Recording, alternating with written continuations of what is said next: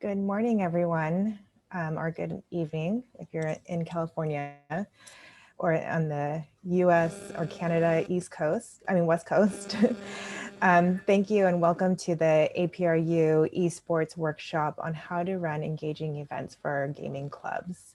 This webinar is co-hosted by UCLA, and we're very excited to bring together this workshop. This is our first workshop for esports specifically, and with the students of the esports universities are engaging with us. We have students from the US, Canada, Australia, Singapore, China, and Hong Kong. So welcome everyone to the workshop. We have a really great program for you planned today. We're going to share with you a case study from UCLA on how they have been working through the pandemic and running and still engaging on esports within their university. So just to tell you a little bit about APRU, we are a network of 56 leading research universities across the Asia Pacific. And these are the universities in our network. And we think that when universities work together, we can make a significant impact on several different issues, especially those biggest challenges that we face within the region. We work with presidents and those at the top of the university, presidents, senior international leaders, provosts, on shaping what higher education looks like across the Asia Pacific. We also work with the leading students of all of our research universities, and we work together to solve Asia Pacific challenges. Some of the projects that we work on are addressing the biggest challenges that we face within the region. And so this is from gender equity to the digital economy and emerging technologies. We also work on global health and multi-hazards, Pacific Ocean, population aging, sustainable cities and landscapes, and sustainable waste management. You might want to ask yourself, like, what does this all have to do with esports? And APRU is the only university network spanning across the Asia Pacific Rim that works to develop pathways for students to the esports arena. We were approached by the president of the University of British Columbia a few years ago, and he said that he's been noticing this emerging trend within his university where students were really engaged on esports. And he thought there was a great potential for the APRU network to help to cultivate the student leadership in the future of the esports industry and also across the region. And so we work with 11 universities across the APRU network who have committed to engaging on esports with their students and with their faculty. And so these 11 universities, we all have been working together over the past year to begin to think about how do we cultivate this network of student leaders.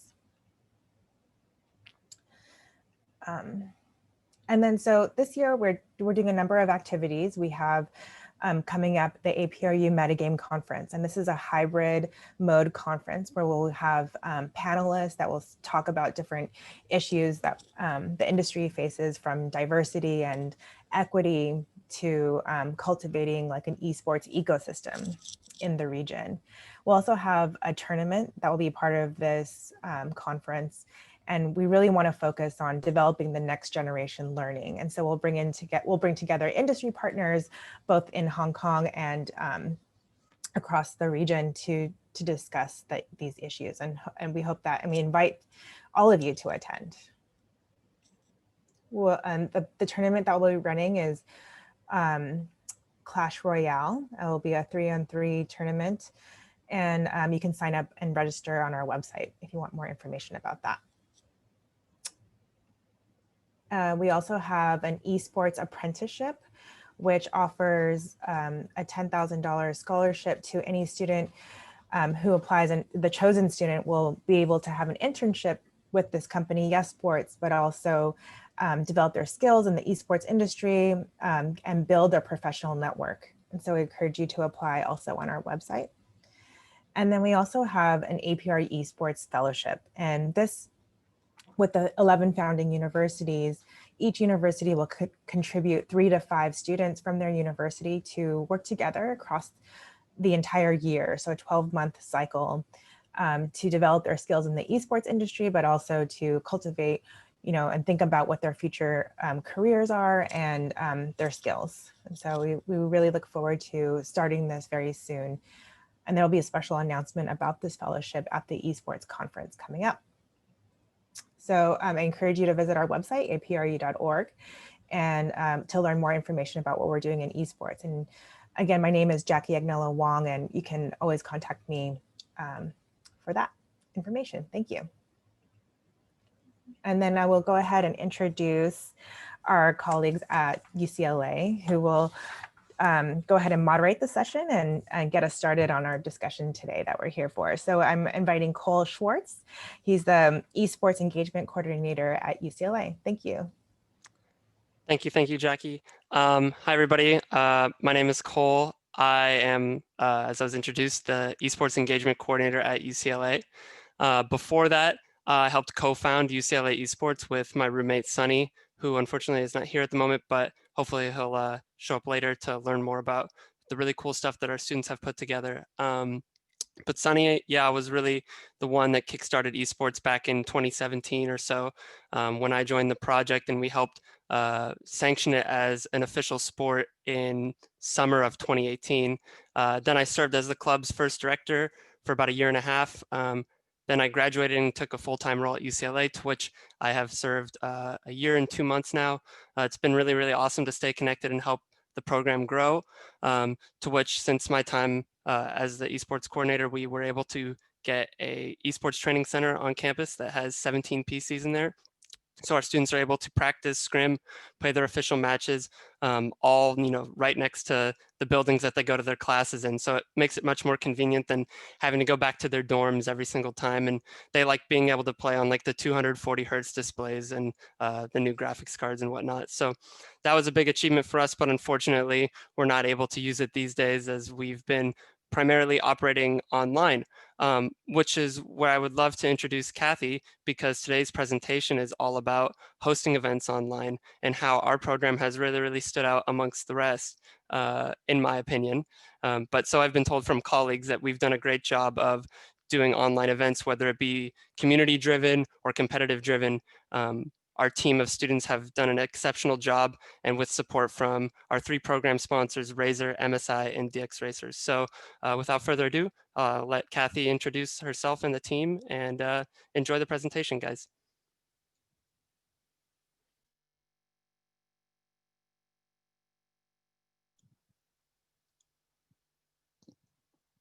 Hi, Cole. Okay, thank you, Cole. So basically, to get started, we're presenting 2 orgs today, starting with UCLA Esports. My name's Kathy. I'm a junior at UCLA. I'm an econ major, and I'm the director.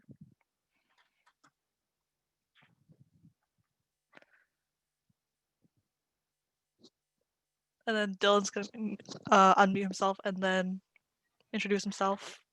Yeah, I'm Dylan. I am this year's assistant director for UCLA Esports, and I have worked in the past as the treasurer. Hello, I'm Lauren. I'm the current Burn GG president, so I work on the casual gaming side, and for the competitive gaming side, which is UCLA Esports, I'm the current marketing director. Previously for Burn GG, I was also the social media manager. Hello, I'm Kate. I'm currently the Burn GG's external vice president. Awesome, thank you guys. So basically, our presentation is going to be split up into 2 parts, starting with the competitive events, which we classify as tournaments, ranging from like 1 day to 2 day to months on end, and also casual events, which Brew and GG people will go into. So the first thing we're going to present is the UCLA Esports Summer Invitational. So this was held last summer. We started planning for it, I think, around March, and the tournament happened. Sorry, we started planning around April, and the tournament happened around June. So at least 2 months of planning. Before a tournament, it's important to start like conceptualizing. So these are kind of the questions that we asked ourselves when thinking about like how do we host the best tournament for both viewer experience and player experience. There's the obvious ones, such as what format are we going to use for the tournament? If we want to do a 2-week tournament, what is the best way to keep players and viewers engaged, because players don't want to, play a single game every day for 3 weeks. And viewers don't want to watch one game each day for 3 weeks. So we have to think about finding the balance for that. Another thing we looked at was sponsors. How can we secure decent pricing?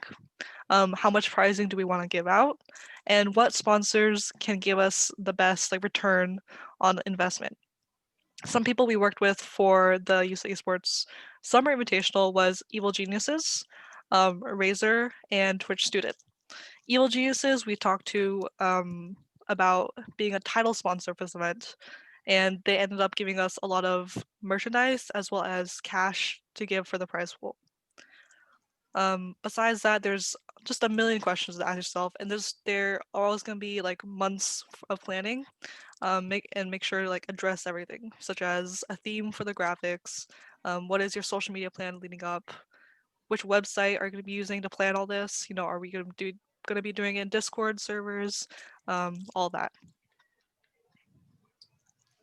For social media, we knew that we wanted to plan ahead. So for us in particular, we've been using Airtable as a method to not only organize the copy that we'd write for every single post, but also planning out when we would post the different announcements that we had throughout the entirety of the weeks that this tournament was running for, as well as the teasers. So for this tournament in particular, we really wanted to tell a story. In terms of our marketing, we focused a lot on our sponsors because we are extremely grateful for the sponsors that make tournaments and events possible. So for us, we teased, for example, the first post on the left, which was our Razer teaser. And these teasers are extremely important for bringing in interest because for a lot of people who follow the UCLA Esports page, many of them are already following because they're either fans of UCLA Esports or they know of UCLA Esports through the name UCLA. But by providing these teasers, we're able to tell a more full story where we're also inviting people who do enjoy Razer products and know about Razer to start looking into UCLA Esports as an organization. And these teaser posts were really important in terms of bringing more attention towards these tournaments. And a lot of these teasers were actually one of our highest performing posts, with the Razer teaser itself bringing in over 242,000 impressions. And using that as a launch pad, we then continue to tell the story before the tournament by encouraging people to look into the tournament, join our event discords, or check out our stream ahead of time. All right, so going a little more in depth into the planning part, outreach. So obviously when you host tournaments, you want a lot of competitors that are high quality competitors. When we have an invitational, this is called invitational because you invite the competitors. There's no public sign up form, there's no application. You are going out yourself and finding these schools and finding these good teams. So here's an example of a kind of spreadsheet that we use. We always want to stay organized, make sure you know who you're contacting. For example, if you take a close look at this spreadsheet, you see a list of school, which game we're inviting them for, their contact name, Discord contact, and a bunch of other checklists. This is just one way to organize it, but the point is to collect information, keep it organized, and be friendly and straight to the point in your messages. For example, if you see below, I'm inviting someone to a tournament, I'm formatting it clearly, I'm giving them all the details. And giving them exact dates for when we want them to fill out registration forms. You never want to be chasing down people. You always want to be proactive in giving them all the information they need first. And then touching on registration forms, there is a lot of information you need to collect when running these kinds of tournaments. If you look on the right, this is just an example of how long our registration forms are, because you need to collect, in-game IDs, emails, contact information, etc. Also for seeding purposes, you need their rankings, etc. So there's a lot of information to be collected even before the tournament starts. Okay, moving on to live stream. Depends on what quality of live stream you're going to be doing, but for us, we did hire professional casters. We did announcements on social media for them, and we also had a lot of practice streams where we worked on making sure that the transitions were smooth. We had to work with our graphic designers to commission a lot of backgrounds, overlays. Those are important to think about. And moving on to during the tournament. So operations during a tournament is very, very hectic. It's a lot to handle, and I would recommend you have at least a team of 3 minimum. I think our team during the tournament was around 7. There was a lot of training beforehand. So when you think about operations during a tournament, there is um, the brackets.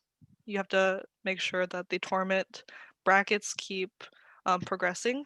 So if you look here, we did a double elimination tournament. So there's a lot of matches to make sure go through.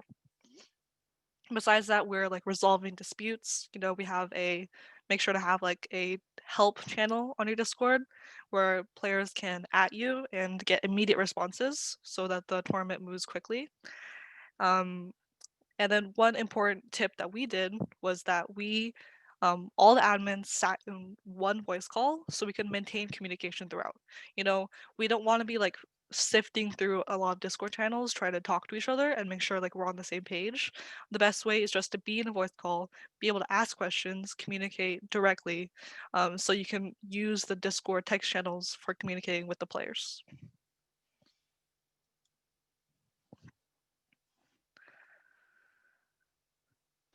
During the tournament, we live tweeted a lot of the tweets and also did congratulations tweets. So what we did was we had our interns actually test out clipping the different parts of the streams that we thought were extremely exciting or indicated who was the winner at the end of each round.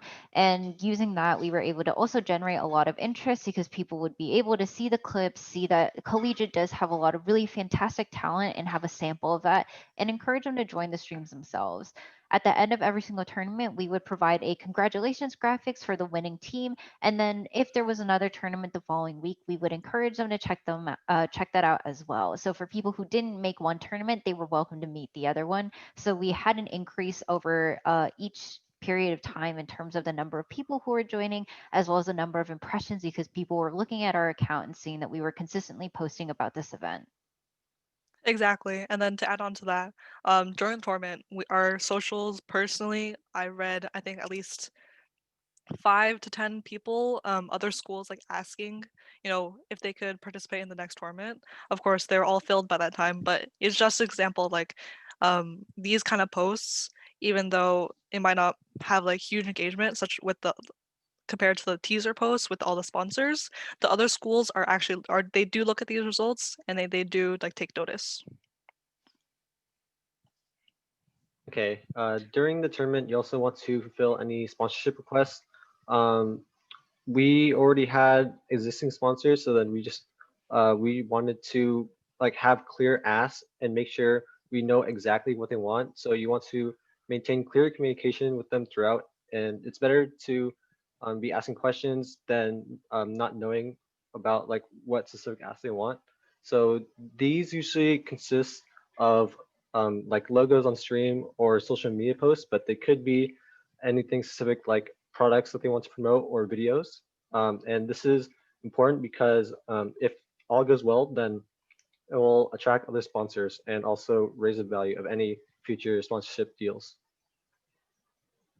Exactly. And to break that down a little further, when we talk to sponsors, when what we ask of them, they will also ask something of us. And even though, so they may ask for like social posts, they may ask to be displayed on the stream, they may be asked to, um, be announced in our Discord server, any of their deals. One thing that we did during this tournament was during our live streams, which gained like a lot of viewers. We had a Twitch bot that shouted out the sponsors. And for example, if Razer, they had a new headset that they're doing, we would put a link to that headset in the chat. And that's something that the sponsors really loved because there's a lot of engagement with that.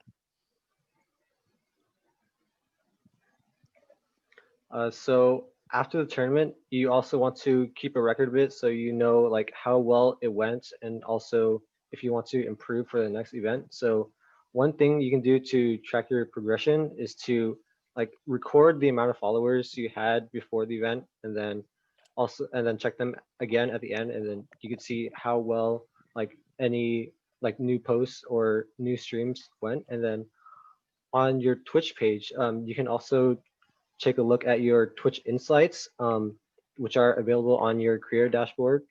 These include the channel analytics, the stream summary, and achievements. So um, you want to take a look at those and look at what parts of the stream were engaging and take note of that so you can find out which like what kind of things you want to put during those engaging times, such as sponsorship or any shills for things about your org. And so you could also keep this info for pitching to new sponsors for like a next event or anything else you would want to like show to like what you achieved. Exactly. Um, So, like when we're doing all these documenting of the results, we're always looking towards the future. What is our next event? How did the successes, or I guess, or failures of this event, how can we apply that to the next one? And for UCLA Esports Invitation, Summer Invitational, we had a lot of success, specifically with our live streams. We hit 8.7 thousand peak viewers. This was mostly in part to working with Twitch students. We talked to them like a month or so before, asked for them to put us on the front page of Twitch, and they did that for us for most of our tournament live stream days. So that's how we got a lot of followers, max viewers. Another small tip is to enable followers only on your chat for Twitch, so that if people want to use the chat box, they have to follow. So it's just an easy way to get followers and get people to engage with the brand. Um, so besides like looking at the max viewers, we can always look at, if you look at the graphic we have here, we have average viewers and subscriptions. Um, well, max viewers can be a bit misleading because, obviously we did not have 8.7 thousand viewers, the whole live stream. We can look at the average viewers, which is also pretty massive for a collegiate stream.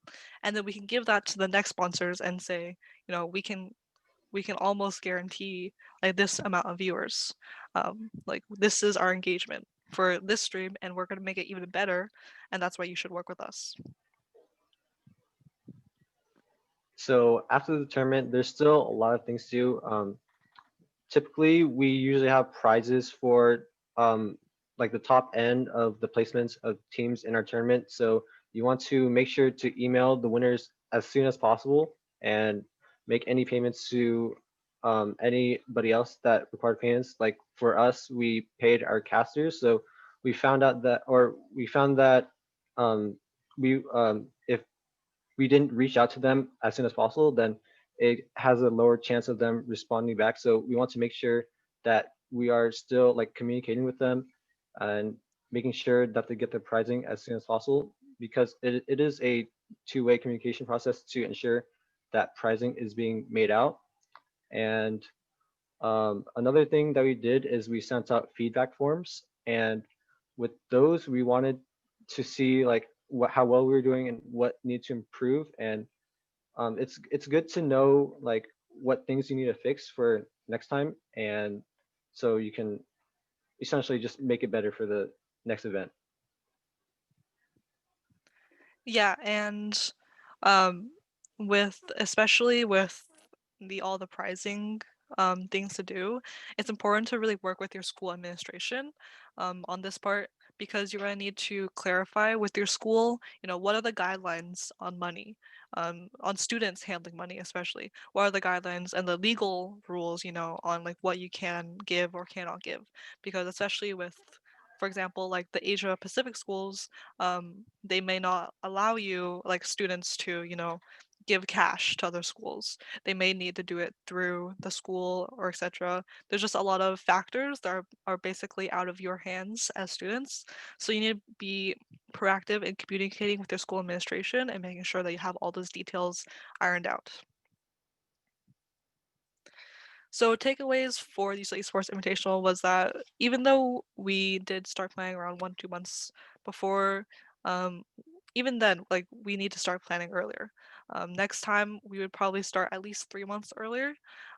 Make sure you have all the details ironed out and try to find sponsors earlier, because the earlier you find a sponsor and start contacting them, the more that they are going to be able to secure for you.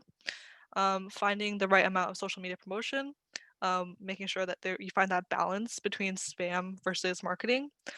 Another thing we have to look out for is triple checking tournament rule sets, because we need to make sure that there is no confusion or mistakes with the rule sets, because when players like play in these tournaments, they expect like no hiccups.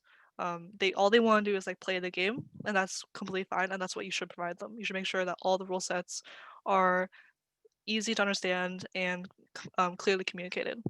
And then finally, making sure to incorporate comments from our feedback forms. So before our next tournament, we're going to like read through all the feedback forms that we sent at each school and try to incorporate, what did they like, what they don't like, what can we do better next time. Okay, so I'm going to be talking about the UCSB x UCLA Summer Splash. So this was actually our first event on the Brewing Gaming side that was really the online equivalent for a lot of our flagship events. So normally Brewing Gaming would host a yearly flagship event, which is our largest event of the year, where we really pull in a lot of manpower as well as effort to pull in sponsors and encourage people to come to this large in-person event. But obviously, as a result of COVID, this wasn't possible this year. And we also wanted to take advantage of the fact that we were going to be online regardless of whatever we did. So we chose to actually partner with one of our sister schools, which is UC Santa Barbara, on this event. So we started planning for this event in May, which is a bit earlier than, or a bit later than we should have honestly started planning. And during this time, we started with a lot of initial meetings with our friends at UC Santa Barbara to decide on the date, the name, and the games that we wanted to host. Within a lot of these events, our ideal goal is to provide an all round good gaming experience. So that includes casual tournaments, casual games, as well as any sort of conversational opportunity so people could make friends from the different campuses alone. During this time, we also started creating the sponsorship decks and started sending them out to sponsors of interest. Since both clubs had hosted events before, both of us essentially just reached out to sponsors that we knew would be interested in continuing to support these collegiate events. Beyond this, on the more logistical side, internally, we began separating all of our staff who were interested in working on this events into 5 main groups. Logistics, which handled things such as creating stream schedules, rule sets, and also tournament organization. Sponsorships, who were in charge of maintaining connections with our sponsors, as well as ensuring that deliverables during the event were met. Marketing, which was in charge of creating the content calendar as well as planning out how it is that we were going to approach marketing this event to others through our social medias, as well as our Discord servers that we had. Graphics, who created all of the assets for both the stream as well as the assets that we posted online through our marketing campaigns. And lastly, our stream team, which was in charge of hosting and casting. And all of these staff members were actually students. So we created a goal spreadsheet in order to highlight what each team should complete for each week leading up to the event. This was a really key thing that helped us organize and ensure that we were making progress throughout the weeks that were leading to the event, because we were aware that this was a bit more of a time sensitive event than we had expected. But most importantly, we did hold bi-weekly meetings for every single group in order to sync and update about the goals, as well as see if there were any concerns for each group regarding things that were happening leading up to the event. During the actual events, attendees get the opportunity to compete in our competitive tournaments and join in on casual events that are hosted by a lot of our staff members, or they're welcome to create their own within the Discord server. They were also welcome to watch the official tournament streams, which are casted and hosted by incredible student talent that come from more than just UCLA and UCSB. Realistically, we invited anyone who was interested.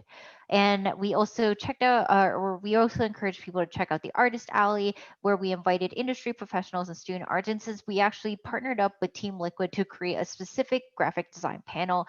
And lastly, thanks to our sponsors for this event, we were able to invite people to enter giveaways and win prizes. For the actual event themselves, staff were basically focused on creating the best possible event and experience that we could for them, despite the fact that we were all online. For a lot of us, that meant staying on our computer all the time to make sure that we were able to answer any questions, check in players who were competing, and inputting results through Smash.gg, which was the platform that we used in order to host the actual tournaments. Beyond that, it was moderating Discord servers and Twitch chats because we were inviting international folks as well as high schoolers and anyone who found out about the event to really join in. So in order to continue to keep this place a welcoming place for all, we made sure to have as many moderators on staff at all times. We also had them host casual games, as I mentioned earlier. And for the marketing team, it meant live tweeting highlights from every stream tournament that we had. And lastly, for a lot of our students, we had them hosting and casting official tournament streams when possible. And here's a sample of our casters, Heiner, Schmitz, and Forecast. I'm not sure if the audio is coming through, so it's okay. We can skip through this part.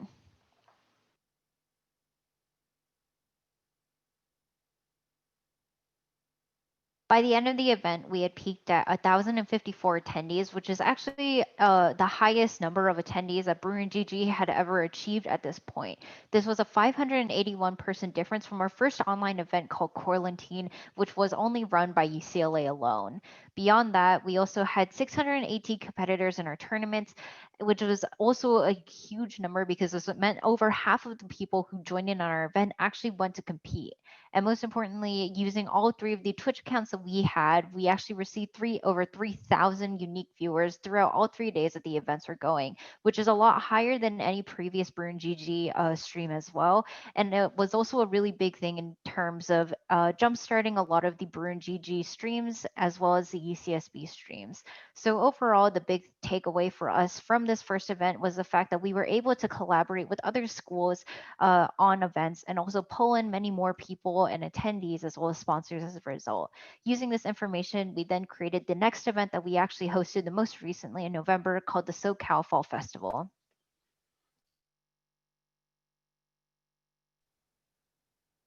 So as Lauren mentioned earlier, we recently had our online event, SoCal Fall Festival. What really changed during this process was instead of collaborating with just one school, which was UCSB, we now collaborated with 3 other schools.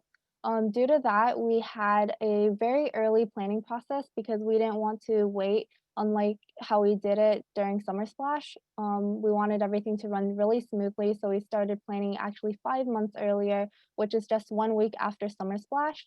We did this because we wanted to incorporate a lot of the stuff or a lot of the information that we got from our feedback form from Summer Splash and to make this event bigger, better in quality and quantity. So what we really did was initially, since we were collaborating with 3 other schools, we were going to have at least maybe 50 more staff members than normal. So we didn't want to sit in a admin, or we didn't want to have like a initial planning process that was really cluttered. So we initially only had the school's admins figure out all the core details, such as the date, the planning process of which game titles we want to use, how many days it was going to be, and also the sponsorship decks, which we sent out as early as possible. So what other changes there were during the planning process was just a lot of organization in general. So for example, we had that master document within our Google Drive as we did in Summer Splash that Lauren was talking about. So we had our master document, which was just our 5 teams: logistics, sponsorship, graphics, marketing, and stream team. They all had their weekly meetings instead of bi-weekly because we had a lot of staff this time. So we posted all of our meeting ideas into that document and also what we wanted to do for our next meeting, so everyone was on page. Not only that, but we also had individual meetings for all of our individual teams. So for example, our graphics team, instead of just posting graphics everywhere within Discord channel, we had it now all organized within an Airtable. So because we had such a huge amount of staff members, we wanted to keep everyone coherent and together. So we did a lot of organization and just staff bonding in general.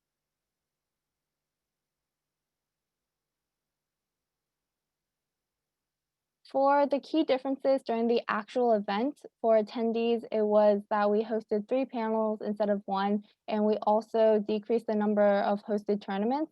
this was because so-called Fall Fest was during a school year or during the school time, so we didn't want people to play for 3 days. We only wanted people to play for 2 days just in case people weren't available on Fridays. Due to this, we had to decrease the number of game titles and yeah, that was it for attendees. For staff, we mainly had, because we had more staff members, not everyone was clustered with or busy with a whole bunch of different teams. More people were focused on just one team, whether it be logistics, sponsorships, and whatnot. So this was just a lot more organization and ease for us. For example, we split for stream team, we split hosters and casters. So now people who are casting didn't also have to deal with all the stream overlay and all of the game titles. So that was good.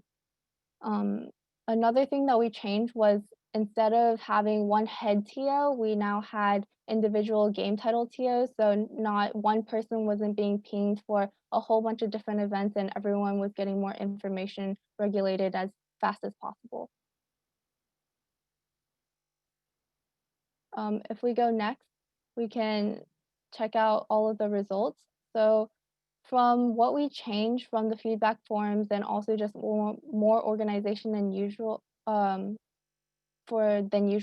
we had a around 1,000 member difference from our previous event, Summer Splash, and we also had a 500% increase for our competitors. Because now we had access to 4 different Twitch accounts, we had an increase of around 2,000 viewers.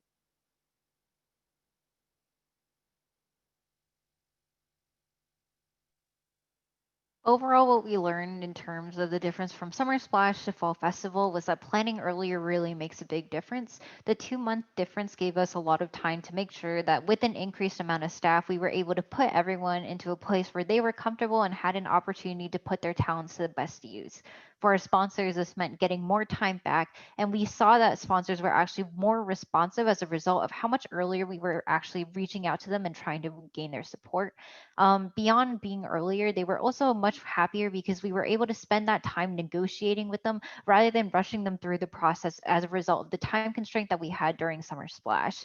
Beyond that, the feedback forms are really important because attendees will tell you exactly what they want and what they're interested in seeing within the next event. So having them following all the advice that you received through those feedback forms is a great way to ensure that you yourself are always improving. Beyond that, an important part of feedback forms would also be creating them for staff members. On the administrative side, we want to ensure that the quality of the tournament is not only good for our attendees, but also for our staff, because retaining staff would be extremely important for us. And as students, we want to make sure that people are creating lasting memories and experiences with us as tournament administrators or also staff members, as well as creating these great experiences for attendees. For every single event, we would also encourage having a theme or a focus for every single one. For Summer Splash, we wanted to focus on that summer idea or theme where we were all on a break and had more of an opportunity to play as much as we wanted and interact with people as much as we wanted. This led to an increase in the number of tournaments that we streamed as well as the number of tournaments that we had overall. However, with Fall Festival, we took advantage of the fact that it was during the educational school year, and as a result, we try to focus it more towards education and we decreased the number of games that we actually provided to the attendees. And this clearly wasn't to our detriment because we were able to provide a more educational element through the panels that we had that were tailored to attendees who are at every stage of their career. As long as they were interested in esports, there was something for them.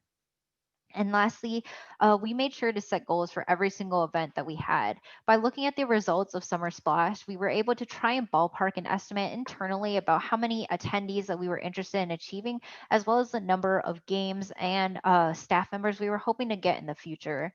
Overall, setting these goals are a great way to ensure that you are always planning towards them and also trying to create a method to achieve them in the first place. But overall, it's a good way to see what you want to do during your next event.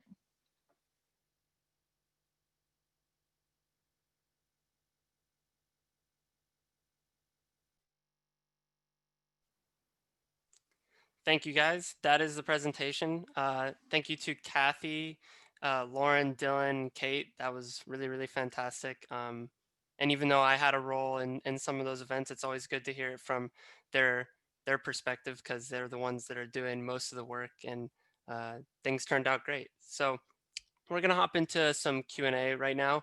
We got a bunch of questions from some people. We'll start with Josh from UCSD, who we know from our program. Josh wants to know, I'll start with his first question. With the rise of young stars um, and players like General Sniper in League of Legends, what can collegiate esports programs do to help cultivate growing young talents besides monetary solutions such as scholarships? So I guess this is a question about high school engagement, community engagement on outside of like a collegiate community level. I think I can answer that since I'm also on our Hearthstone team at UCLA Esports as well as an amateur team outside of UCLA Esports. So I think the best thing that Kazu Esports could do is like just try to make the environment as similar to a professional level as possible. So if it's games like League of Legends or Overwatch, is you want to um, provide coaches and the staff necessary to support them, and like they will be in a college, so they will also need like if they need advice for like just being successful in college, just like how in like a pro team, like they would give advice to do well like in the league. So um basically it's just to provide the environment so that everybody can succeed, and maybe even um as said in the question, like provide scholarships to get the best players. It will make learn like because being on a team is different from like being just like solo queue. So you just want to make the environment basically. Yeah, and to add on to that, having them at your collegiate esports program is already like a big plus for them because they're getting an education. Um, you know, that yes, they can like be like young star players, but like having that collegiate, that degree from like a great university is gonna automatically bump them up compared to other players that might be the same mechanical or like game skill. If you had one with a degree and one without, obviously the esports orgs are gonna look much closer at the one with an actual college degree. Yep. Our next question is from a Brian Smith. What are some challenges you encountered while negotiating with potential sponsors? I think Lauren can talk on this too. I think the first one that off the top of my head is the biggest thing as a college, esports org is sponsors clashing with the sponsors that your school has. Um, you guys may not know this. I'm not sure how deep you are into that, administrational part, but all universities have their own contracts with merchandise people, with drink companies, with computer companies. They all have a lot of contracts and obligations towards sponsors. And as a university organization, you have to make sure that your sponsors do not conflict with their sponsors because you are technically, depending on what your university classifies you as, you may not be even technically allowed to have some of these sponsors because of the regulations from your university. And it's important to, keep in constant communication with the administration, your school administration, and make sure that you know what are the boundaries on that. On the Yeah, Brune, oh, go ahead, Lauren. okay, on the Brune GG side, in terms of sponsorships, a really hard part that we had was that a lot of the sponsors that we had were actually negotiated by the students themselves. So having us reach out to them individually, while it was a great experience for a lot of us, it was a bit of an uphill battle because for organizations that don't specifically have collegiate focused sponsorship programs, we did have to market ourselves more as almost an event organizer or a coordinator than really a university collegiate club trying to create an event. And for that, it is difficult, but creating those connections and finding them personally is also a great way for us to really work through those difficulties in terms of sponsorships. And also having fantastic results like the ones that we had during SoCal Fall Festival is always a good reason for a sponsor to really back a collegiate team for a first time and see whether or not they'd be interested in really helping out in the future as well. Yep, sounds 100% good to me. We're going to do another question from Josh here. This is for UCLA Esports. What are the best ways for people outside of current students and alumni to support collegiate players, teams, and the sport at the collegiate level as a whole? That's a great question. It's a bit hard to speak on that, as we are, students completely immersed in the other side of that question. But I think the best way that we've been helped by people outside the industry is just, reaching out and um, like finding and providing like opportunities, like as students, we're always looking for like more internships. Um, we're looking to, learn from people, even if just like a call, with someone experienced in the industry. Those are all like really valuable things that don't cost any money, but just being able to like have a conversation, ask questions would be valuable. Next question. Let's see. We'll do a question from Jackie. Let's see.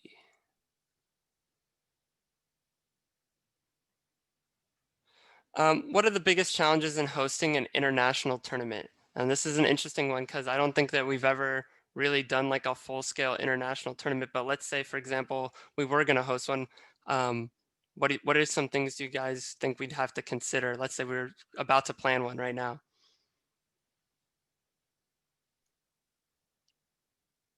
I think Lauren can go for like, for example, if like next summer splash was international, you could talk from that perspective, and then I can give the UC Esports perspective. Yeah, for sure. So we actually did have international people really show up for SoCal Fall Festival because all of the events that we've hosted online were actually open to everyone, including folks who were outside of the United States. A lot of struggles that we hit were time zones. So for us, what was a normal time zone ended up being extremely early or extremely late at night. So for our OSU tournament, for example, for SoCal Fall Festival, we actually had one of the runner-ups for that tournament be from Peru. We had a lot of people from Australia as well as Belgium, I think was one of them. So overall, it's a bit difficult to really work with the language barrier for some people. For some folks, they might not have the same understanding of languages, but uh, we were actually really lucky to have a lot of staff members who were multilingual to help out with answering questions or trying to clarify anything within our rule sets. I think in the future, if we did try and do something that was more geared towards an international event, we would try and increase the number of languages that everything was written in to try and make it more accessible for folks who might not be fluent in English. But beyond that, it also made chat moderation difficult because not every single one of our moderators were also speaking the languages that were mentioned, because a lot of these people do have supporters such as family members or friends who did join in. And if they were saying things that weren't super ideal, it was difficult for us to pick up on. And it took a lot for the people who were multilingual to try and keep up and keep everything respectful and welcoming. So I think in terms of that, there's a bit more stress on the administrative side to try and make it a more inclusive event, not only at the level of creating these great experiences, but also making something that is inclusive naturally. So including folks that don't speak English, including time zones, and trying to find a sweet spot between the US time zone and the international time zones, and generally trying to welcome everyone into the spaces. Let's see. We'll do a question from Jerome. Jerome said, the industry in my country struggles with the public being uninitiated in what the esports industry is all about. What are your opinions on an event that combines both education about the industry without actually having the focus be around the games themselves? That's a really interesting question. Because I think maybe like 3 years ago, even us in the US, we were struggling with that too. Um, I think even Cole could talk about this a lot, but education is very important. And it's also very difficult to, as students to present, your passion in a way that is like appealing to, like, I guess you call, like, the normal people that aren't, you know, experienced with like how esports is growing into not just gaming in your basement, but like also this huge thing that's like jumpstarting careers and giving people all these educational opportunities.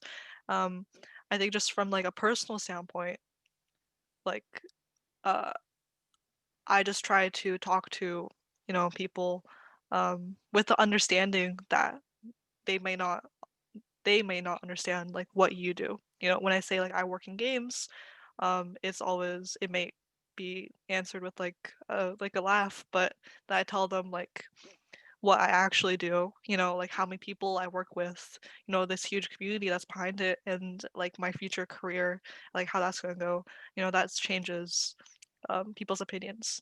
And if I was going to go about an event that combines both education without actually being around games, I think like panels with experienced people, um, reaching out to people that may have more experience than us as students. They are experienced, like those kind of adults are very experienced with like sharing their work in games in a way that appeals to people that don't know about it. Like that might be something new for us, but I think people that have been working in the industry for a while, those are the kind of people that will best communicate, like that education.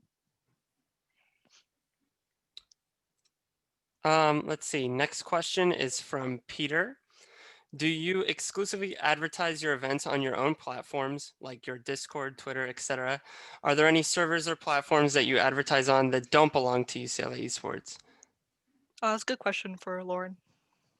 Yeah, so obviously we do a lot of push in terms of our own social media, but for the Brew and GG side, a lot of the time we'll try and advertise on other servers as well. So there are really fantastic organizations such as the Intercollegiate Gaming Network, who really do try and support a lot of gaming networks, specifically within the United States right now. But for them, they're super open to try and encourage more students to participate within esports, and that's a place that I personally reach out to. It's really important, in my opinion, to try and find these different communities. So while a lot of people don't use Facebook anymore, Facebook groups and communities, as well as subreddits, are all very active places that you can actually advertise your event at. So for us personally, for the UCLA esports side, when we were initially trying to get people to come join our summer invitational streams or try and spread the fact that we were recruiting, we would often post in places such as the 2023 Facebook group for UCLA students, or we would try and post in places where people who were UCLA students or who were interested in joining UCLA would see those posts. But beyond that, if we do have any friends, such as our friends at USC Summer School, who we do work really closely with now, usually we'll ask for permission, and then if they're willing, we'll actually advertise on those other discords that don't belong to us, because it gives other students an opportunity to see what we're doing on the UCLA esports side, and also inspire other leaders to do something that we might be doing right now. Yeah, Yeah. and sorry, one last thing for us. At UC Esports, when we were recruiting for staff positions, we recruited for things such as like graphic designers, social media managers, etc. We advertised those in general student groups, with the focus on the actual work part. So we're advertised as like, for example, would you like to gain more experience in marketing? Um, work with people that have also worked with these companies. We don't need to put the focus on gaming, but focus on the work itself. That's a good way to reach more people that may not be very interested in esports yet, but could be. Yeah, to add, I just wanted to say from my perspective, since UCLA Esports is part of the competitive sports department and UCLA Recreation, we have full-time people, aka myself and Sunny, who work with a lot of the other departments on campus, such as UCLA Newsroom, Strategic Communications, to help bump any kind of tournament stuff or announcements we have going out. We have connections there that are super helpful, and we, every once in a while they want to do an article or something like that, and we give them our time, our students' time, and then we get to be in the magazine or we get to be in articles. So we're always doing and open to general marketing opportunities like that. But when it comes to specific events, sometimes we can get shout outs and on the official UCLA Twitter with enough notice. So it's just about leveraging all of our contacts, especially with our sponsors as well. For the Summer Invitational, Razor, boosted our posts so many times just by retweeting and sharing with their network. And all it really took was just including them in that process, just being excited with them. So definitely lean into all the options you have when you're marketing, because that's how you're going to get the most eyes on anything. Let's see, we're going to do a question from Sean. Sean wants to ask, with the recent fall of the OPL and the OCS, which are Oceania's League of Legends Pro and Amateur Championships, how would you recommend a university esports club go about trying to develop a successful high skill level national tournament given a smaller demographic and a lower level engagement from the region? Sean from the University of Queensland. Great question. Well, when we look for, high skill participants for our tournaments, the first place I start is looking at results from past tournaments. For example, one thing I did was for a Valorant tournament we were planning for, I looked at I'm not sure if you're familiar with a website called Battlefy, but it's a tournament website that records that people like run tournaments on, and I would just go find tournaments and look at the final result bracket. And I would look at, oh, these teams, place highly, they're consistently good. These are like good quality like opponents we could have, and I would reach out personally to them on Twitter and tell them and ask them like, are you interested? We're trying to host like a very high skill tournament. I think even though you do have like a smaller population, um, League of Legends, like you're specifically talking about, is still like such a massive game, and it's definitely possible to find and run that kind of high school tournament, high level, high skill tournament. It's just about doing doing your research and trying to market as well as you can.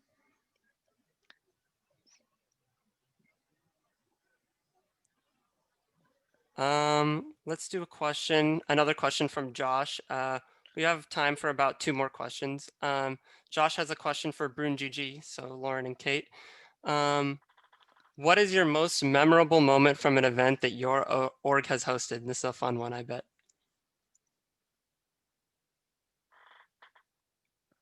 I think I can go first, and then Kate, if you have a different memory, then go ahead and share. I think for me, my favorite moment of any event is always talking to the people who are actually attending the event during the event. If I join into like a casual game or I join into a conversation and see people get really excited about the event, I think that's always a memorable moment for me, because I just like seeing that people are really enjoying the things that we are creating, because at the end of the day, these events are for them. And any sort of positive moment with them is a memorable moment for us. And that's really what drives us to continue creating these events and continue improving time after time. Yeah, so that's like the same for me. I'll join into or host some casual games and I'll just see people join in, have fun. I'll see other people chat about like, hey, I want to host a Scribblio. Do you have like people who can hop in, join, or want to play with me? Another thing is also just hopping into like SAS voice channels. Sometimes they're really hectic and everyone's really stressed, but at the end when they talk about everything's running smoothly, everyone's happy, like we're all very proud of what we've done when we look back on it. It's very nice to look at.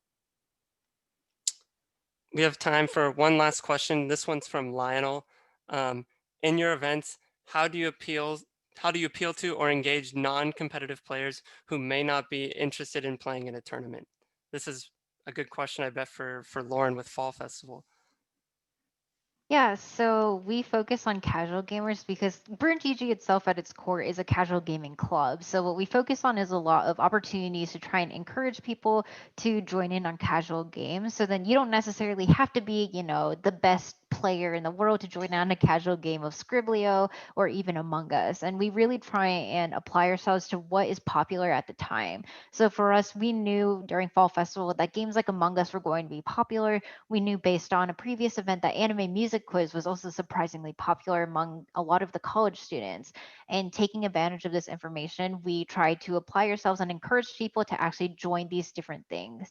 But beyond that, even sparking conversations within the general chat about whatever is happening. So for example, during Summer Splash, we actually started hosting watch parties for LCS games that were happening at the time. So any sort of official league game that happened, people would hop into a Discord or a Discord chat and actually watch it together during our event. And that isn't something that you have to necessarily be the best League of Legends player or even challenger to understand. It's really sharing that experience and love for gaming together through these more casual routes that aren't necessarily a tournament that we really, really try and apply ourselves towards when it comes to creating these events. And we always create our events with these different things in mind. But beyond that, also giving people the opportunity to even meet each other is a great way for them to create the games themselves. And we see a lot of people who actually come into our events and end up leaving with new friends or new people to play with and continue to play with them even coming into our next event.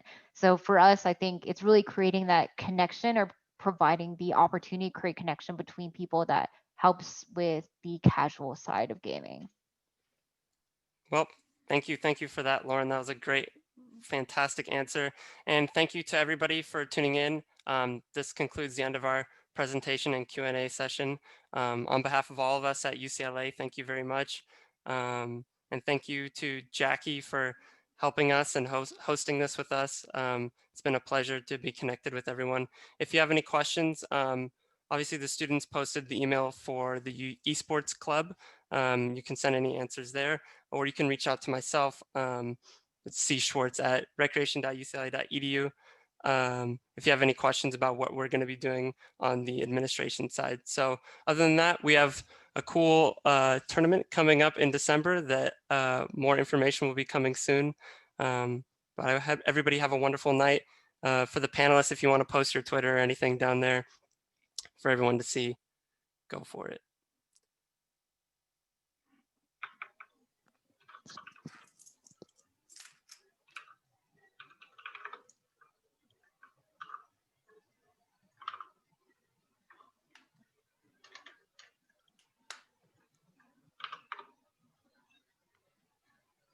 Okay. Have a great night, everybody, or morning, wherever you are. Thank you, Cole. Thank you for moderating. It was a pleasure. Great presentation, guys. It was really great.